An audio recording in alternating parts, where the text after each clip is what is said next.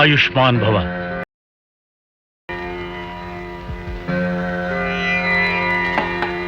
ಗುರುದೇವ, ಈ ನನ್ನ ಇಬ್ಬರು ಪುತ್ರರನ್ನು ತಮ್ಮ ಆಶ್ರಮಕ್ಕೆ ಕಳುಹಿಸುತ್ತಿದ್ದೇನೆ.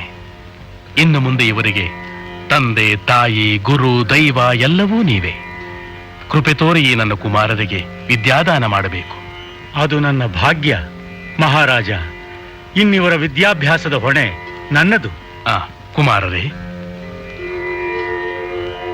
ದೀರ್ಘಾಯುಷ್ಮಾನ್ ಭವ.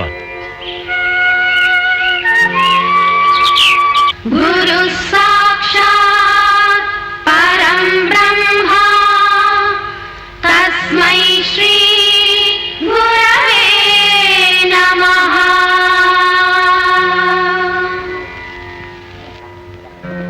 ಎಲ್ಲರೂ ಮರಳಿನ ಮೇಲೆ ಓಂ ಎಂದು ಬರೆಯಿರಿ.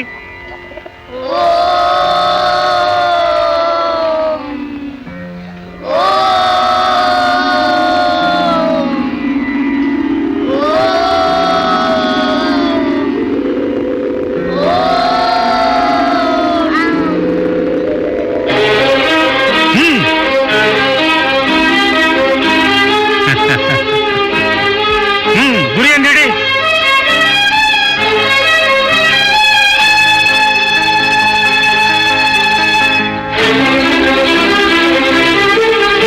ಬಿಡಿ.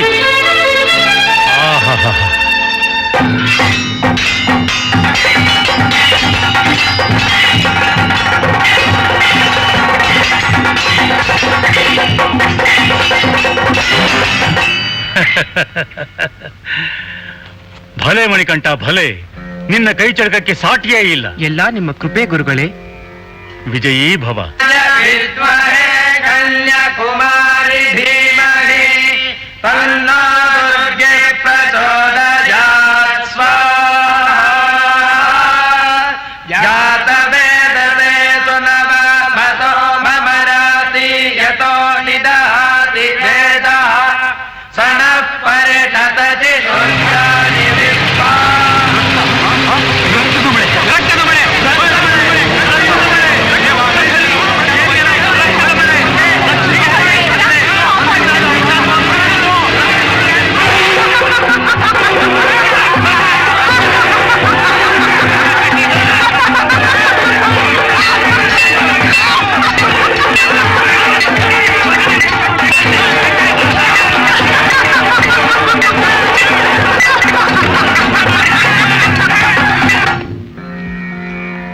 ಆಯುಷ್ಮಾನ್ ಭವ.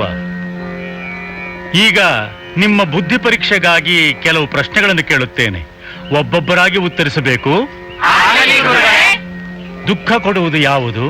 ಸುಖ ಕೊಡುವುದು ಯಾವುದು?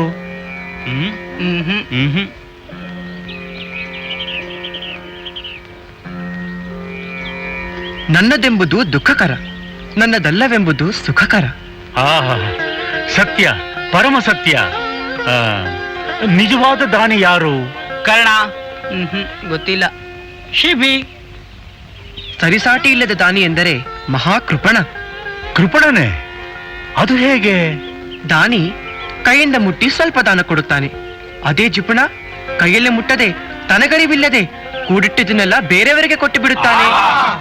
ಭಲೆ ಮಣಿಕಂಠ, ಭಲೆ. ಈ ಪ್ರಶ್ನೆಗೆ ಚೆನ್ನಾಗಿ ಯೋಚಿಸಿ ಉತ್ತರ ಹೇಳಿ. ದೇವರು ಯಾರು? ದೇವರೇ ದೇವರು, ನೀವೇ ದೇವರು. ನೀನೇ ಹೇಳು ಮಣಿಕಂಠ. ಯಾರು ಜಗತ್ತಿಗೇ ತಂದೆಯಾದರೂ ಅವನಿಗೆ ತಂದೆಯಿಲ್ಲವೋ?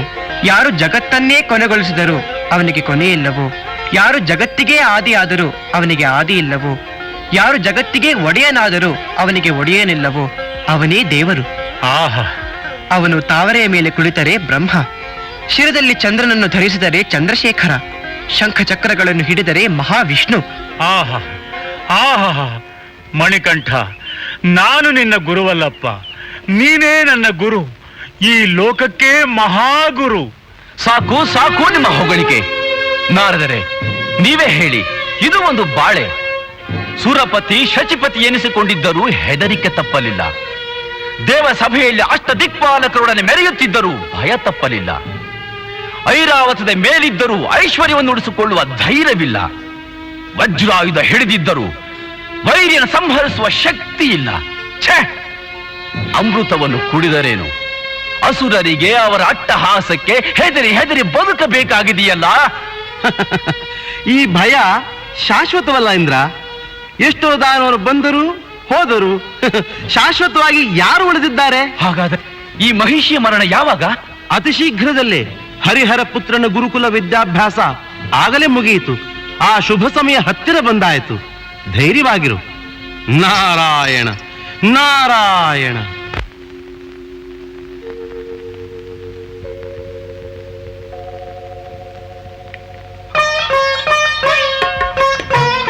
ಗುರುಗಳಿಗೆ ನಮೋ ನಮಃ. ದೀರ್ಘಾಯುಷ್ಮಾನ್ ಭವ. ಗುರುಗಳೇ, ಕಲಿಸಿದ ವಿದ್ಯೆಗೆ ಬೆಲೆ ಕಟ್ಟುವುದು, ಆಕಾಶದ ಉದ್ದ ಅಗಲಗಳನ್ನು ಅಳೆಯುವುದು ಎರಡೂ ಒಂದೇ. ಆದರೆ ಕರ್ತವ್ಯ ದೃಷ್ಟಿಯಿಂದ ಗುರುದಕ್ಷಿಣೆ ತಂದಿದ್ದೇನೆ, ಕೃಪೆ ಮಾಡಿ ಸ್ವೀಕರಿಸಬೇಕು. ಬೇಡ ಮಣಿಕಂಠ, ಇದನ್ನು ಬೇರೆ ಯಾರಿಗಾದರೂ ಕೊಟ್ಟು ಬಿಡು. ಏಕೆ ಗುರುಗಳೇ? ನನ್ನ ಈ ಕಿರುಕಾಣಿಕೆಯಿಂದ ತಮ್ಮ ಮನಸ್ಸಿಗೆ ಬೇಸರವಾಯಿತೆ, ಅಥವಾ ನನ್ನಿಂದ ಅಪಚಾರವೇನಾದರೂ ಆಗಿದೆಯೇ? ಅಯ್ಯೋ, ಹಾಗೆಲ್ಲ ಏನೂ ಇಲ್ಲ.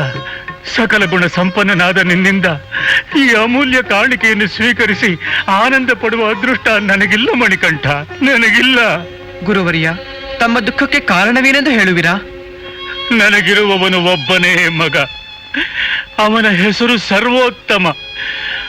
ಅವನಿಗೆ ಕಣ್ಣು ಕಾಣದು, ಮಾತು ಬಾರದು. ಸದಾ ಜಡವಸ್ತುವಿನಂತೆ ಬಿದ್ದಿರುತ್ತಾನೆ. ಅವನ ಸ್ಥಿತಿಯನ್ನು ಕಂಡಾಗಲೆಲ್ಲ ದೇವರು ನನಗೆ ಕೊಟ್ಟಿರುವ ದಂಡನೆಯನ್ನು ನೆನೆದು ಕಣ್ಣೀರಿಡುತ್ತೇನೆ. ನೂರಾರು ಮಕ್ಕಳಿಗೆ ವಿದ್ಯಾದಾನ ಮಾಡಿದರು. ನನ್ನ ಪೂರ್ವ ಜನ್ಮದ ಪಾಪ ಇನ್ನೂ ಕರಗಲಿಲ್ಲ, ಇನ್ನೂ ಕರಗಲಿಲ್ಲ ಮಣಿಕಂಠ, ಇನ್ನೂ ಕರಗಲಿಲ್ಲ. ಹೀಗಿರುವಾಗ ಈ ನಿನ್ನ ಗುರು ಕಾಣಿಕೆಯನ್ನು ತೆಗೆದುಕೊಂಡು ನಾನು ಯಾವ ಸುಖ ಪಡಲಿ, ಹೇಗೆ ಸುಖ ಪಡಲಿ? ನೀನೇ ಹೇಳು ಮಣಿಕಂಠ, ನೀನೇ ಹೇಳು. ದುಃಖಿಸಬೇಡಿ ಗುರುಗಳೇ, ಧೈರ್ಯವಾಗಿರಿ. ಆ ಪರಮಾತ್ಮ ಒಳ್ಳೆಯವರನ್ನು ಎಂದಿಗೂ ಕೈ ಬಿಡುವುದಿಲ್ಲ.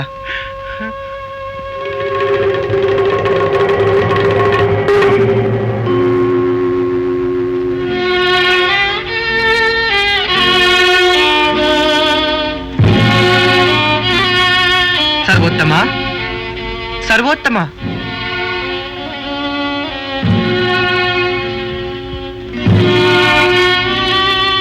ಸರ್ವೋತ್ತಮ, ಏಕೆ ಮಂಕಾಗಿ ಕುಳಿತಿರುವೆ? ಏಳು ಮೇಲೆ.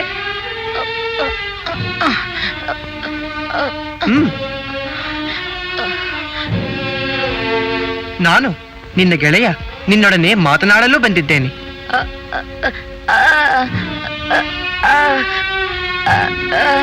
ಚಿಂತಿಸಬೇಡ, ನಿನಗೆ ಆ ಭಗವಂತನ ಅನುಗ್ರಹವಾಗಿದೆ.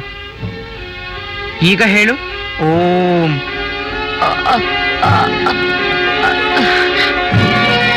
ಹೆದರಬೇಡ, ಓಂಕಾರವನ್ನೇಳುವ ಶಕ್ತಿ ನಿನ್ನಲ್ಲಿದೆ. ಹೇಳು ಓಂ.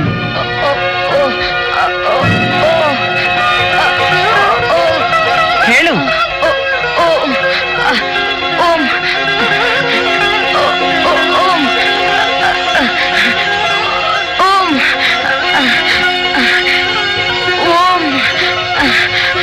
ಹೇಳು ಓಂ ನಮಃ ಶಿವಾಯ. ಓಂ ನಮಃ ಶಿವಾಯ. ಓಂ ನಮಃ ಶಿವಾಯ. ಓಂ ನಮಃ ಶಿವಾಯ. ಓಂ ನಮಃ ಶಿವಾಯ. ಓಂ ನಮಃ ಶಿವಾಯ. ನನಗೆ ಮಾತನಾಡಲು ಬರುತ್ತಿದೆ, ನನಗೆ ಮಾತನಾಡಲು ಬರುತ್ತಿದೆ. ಸರ್ವೋತ್ತಮ, ಹಾಗೆ ಕಣ್ತೆರೆದು ನೋಡು.